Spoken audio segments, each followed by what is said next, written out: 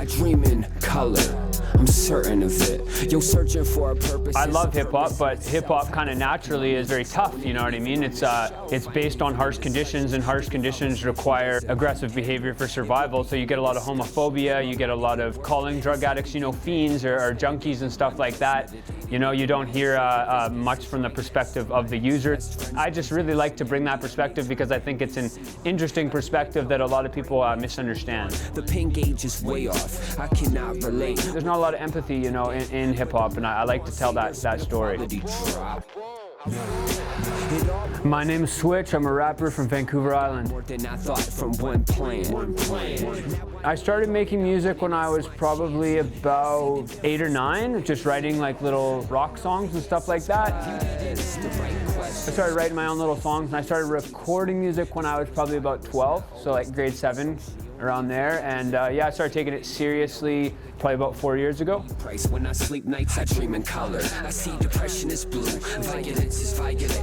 A big part of my story is addiction, so I like to really bring that into my music, even if I'm talking about you know, experiences that are, or feelings that I'm not feeling, you know, at the moment. Like a lot of my stuff is active addiction based, even though now I am in recovery.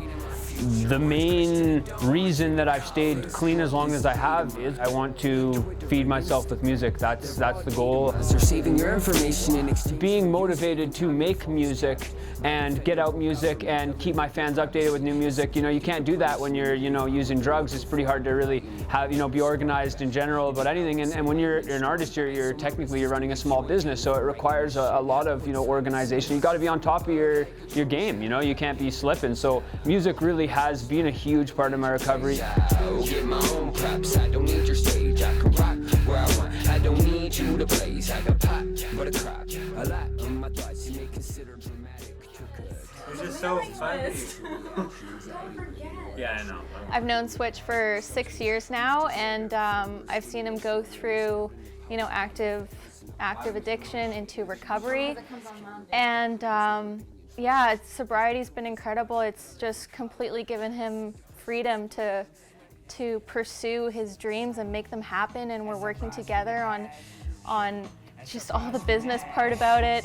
It's an incredibly complicated business, and to actually make it as a self-sustaining artist takes a lot of moving parts, but we're getting there, and it's exciting. We have a lot of things going for us, and we're grateful for all the support that we've had. If I got it, substance abuse. If I got it, substance abuse. If I got it, it's only a problem if I could run out of product. I'm from BC, the home of the missing people. The scenery is beautiful, just watch out for the needles. Missing indigenous men and women by the thousands, and the government doesn't give a about the system breeds addiction driven to prescription. I would just describe my music as, you know, adaptable and ever evolving. You know, definitely dark though, you know, for the most part. There's definitely a theme of kind of like overall darkness in my music, but not all the time.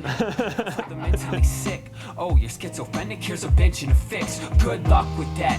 What's up with that? I've just always had kind of, I guess what people would refer to, you know, they simplify it and say it's like an addictive personality.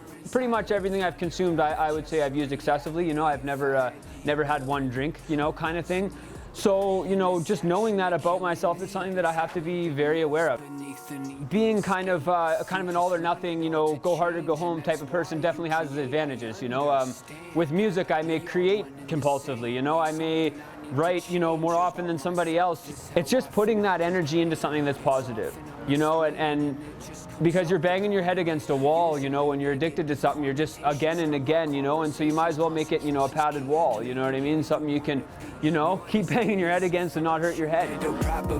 If you can kind of center in that interest on something, you know, that's not going to be damaging, that's really what I've found to be the best for my recovery, is just having, for lack of a better word, other things I'm addicted to, you know?